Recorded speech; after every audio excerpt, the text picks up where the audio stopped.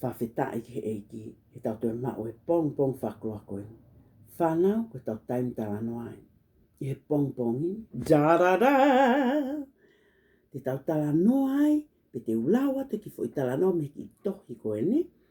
Koe fo i talanoa, whekau aki mo ki whakatata koe ni.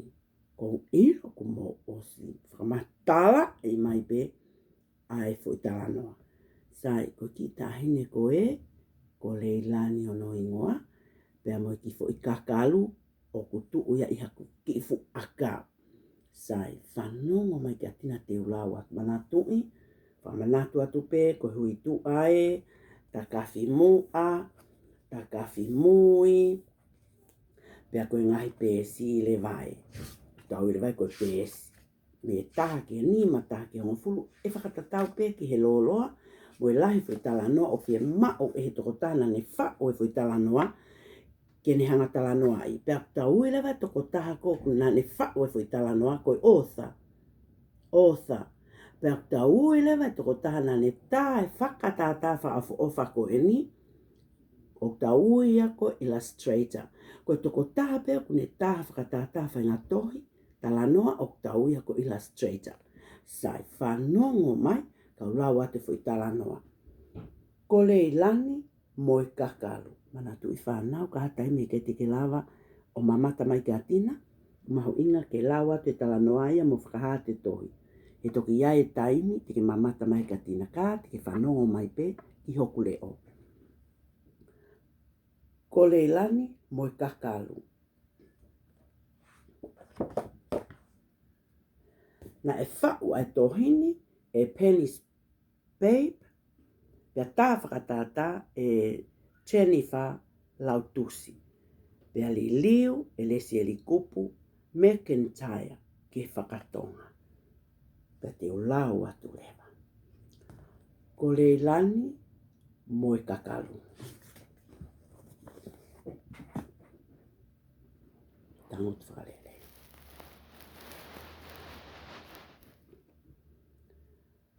Ko i pō whakaosieni o leilani he apio.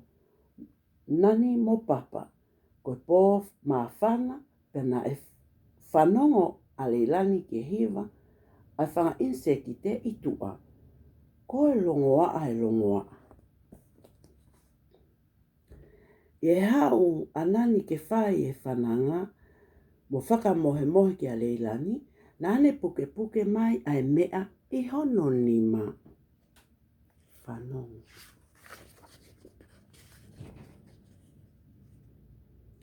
Ko I ki inseki te whawho ofa na ingingila no ko futu a molanu mata. Na e loa hono whanga ki iwa e. Pea ata hono kapakau. We! Ko e ofo I a leilani. Whaka ofo ofa mo oni. Na ekeang e nani. O ke ilo pe koe haa eni. Na kalo kalo ange a leilani. Koe ki I kakalu. Na e hive hiva ene ki I fo I hiva makehe. I he tau ngowe. Sia mai ki hono ki I kofutu a. Ene whaka ofo ofa. Na e sia whakamamau hifo a leilani ki I kakalu. Talangi e nani. E iai e aho e tupu e ki I kakalu. O lahia I hono ki I kofutu a. E tupu hake lewa ai kofutu a fo o I lalo ai. Pea whakahomoki lewa e he kakalu hono kofutu a motu a o tuku ia he ngowe. Na totolo to e kakalu ke awhinima o leilani. O ngo e leilani e talatala hono whangaki I wae. Na ane sio hifo ki he ngingila hono kofutu a. Mo e whaka ofo ofa e ata hono ongo kapakau. Talange lewa e nani. Ko taimi ke whoki ki tua ai kakalu. Na tuku tuku whaka olo olo atu. Ki he matapasi o ata ke puna ki tua o hoko atu ene hiva.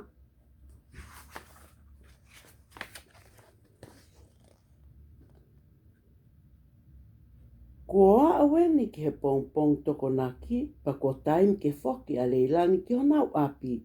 Neo na e fia ke toi sio ki he neo mātua.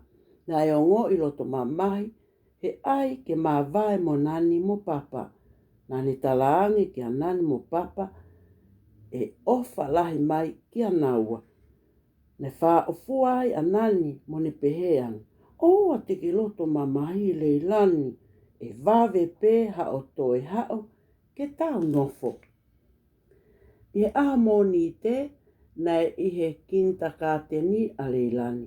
Nei manatuia ki a nani mo moi kakalu pia ai e ne fu u maapu hoi le ola. Nei whakatoka ngā i atu e tui o i kai wa inga a leilania mo tamaiki i tua. Pia ne pehe, teu alu ai ke whiwhia a leilani. Ka teu ai whewhe, whoki whaape ko mau e ne whakakaukau. Nei eke angelewa e tui, leilani, teke whie hao ki tua o wa inga ai. Na e piki atu lewa e leilani he ni mautui o na huu atu ke one one. O kulolotonga wa inga ai a reita. Koe kau mea o leilani. Na e ui mai a reita. Hao ke ta wa inga leilani. Na e kalo atu a leilani. Na ana o ki he mea kaka kana i kai fie kaka leilani. Na na o ki he mea whakaheheke kana i kai. Fie whakaheheke a leilani ia. Ne ka mata ke ho haa atui. Na peheang e tui, leilani, koe haa e mea au hoko. O ke ofa koe ki a nani mo papa, na e ka moanga leilani. Taimi ko ia, ko na whanongo ki halongo a. Na ekeang e tui, koe haa e hongo koe, na e taliang e leilani, koe kakalu, o kune hiva hene ki hiva make he. Whewhe ke tau o kumi, ko tuianga ia. Na i kai toi whaatatari a leilania, ko osi a uatu e ne kumi a ana, ki he mea palaleli. Na e ui mai atui, ko eni, peane oange lewa ai kakalu ki he ni mau leilani. Na mali a leilani, mani o ta tau tof peeni, mo i kakalu e api anani. Na e alu, whakaalaala atu lewa leilani, ki he one, he na e ke wa ingai a reita. Na whakahange e leilani ki a reita a he mea i hono nima. O ke ilo koe hae ni reita, koe eke angeia e leilani. Koe kakalu, sio ki ono kapakau, te ke lava o sio ai, ki he tawhaaki e taha. E he nau whoki ki api, he ka, na talangi e whae a leilani, o ki ai e ne tohi, nea o mai, he aho pē koia, na i kai whaatatari a leilani ke whei mona wa o ki api. Ko e nau tau atu pē, ko sio atu ki he tohi. I loto he sila, na i ai ai, tohi mea nani, mo ki i puha. I hono whakaawa ke leilani ai puha, na i loto ai ki i kofu tua lanu koula whafo ofa, o haki inse kite. Na i fuota tau tof pē moi kakalu, na ne kore angelewa ki e ne whae, ke la wangi ki ai tohi anani. Na i lau lewa he whae, a leilani, ai tohi anani ki a leilani. Si i leilani, o ke manatu e ki kakalu na whaka ali atu lolotonga ha o nofo heni mo au mo papa.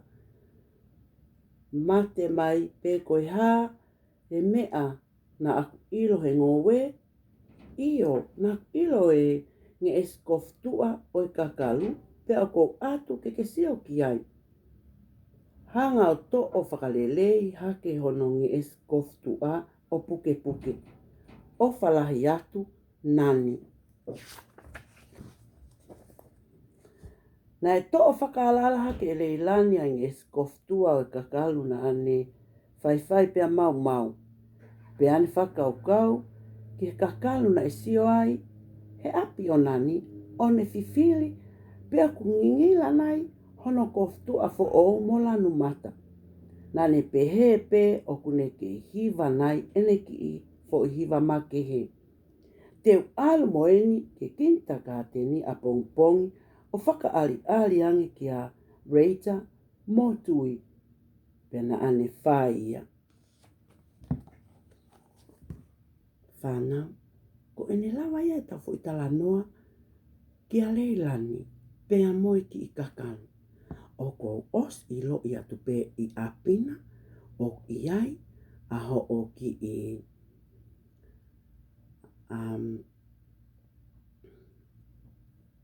pele o whaanga, pe ko haki I kuli, pe ko haki I pusiketi, o ku I api. O wha ia pa ke tauhi lelei ki ai, pa ke hiva hangai hiva ki a hea kuke ilo, neongo pe o I kai, ke nau tatau, pe mo koe, pe mo au, ka koe aho kotoa pe te ke hiva ai, pa mo ke o wha ia, o kuke ilo, te nau wongo I pe e ki nau tonu. Pa koe me a lelei, ke e iai ha au ki I pele o whaanga I api, ke tauhi mo ofa ki ai. Mana tu I mau pe ofa aho o kui tangata mo kui whewhine ki a te koe, tato te fito, ki o tamai mo o whae. Whanongo ai pe ki a tamai mo whae, whaapa ma o pe mo whaongo ki a kui tangata mo kui whewhine. Ko ne lawa e tau ki whaitala noa ki aho ni, mana tu I o ua, te ke hanga mau I hato hitala noa, o ua te ke hanga, o tohi noa ia e kapin, hea kuke ilo, na e whakamoleki, e toko taha ana e whaitala noa ai taimlahi, ki ne hanga tohi, pe me toko taha na hanga whako e tala noa, o taha whakatata e tala noa, ki na hanga taha ke hangai, whakatata whafu o whakitatake a ki tauto. Whanau, e wawe pēr taimi e tui whokmea mati o atatina. He kwangi o ke ki me lelelele e tau tānoa. He kua si o he whatinei ke tohi ange o atafitu uha ke ka koe fo I se te speta. O whake te kumoto ka mo talango fua, tau lelei, ke oa te mō puke, ka mō whanong hoku mai ke tau whangaki tānoa e tau polokarama. Mō nofoa o whātu.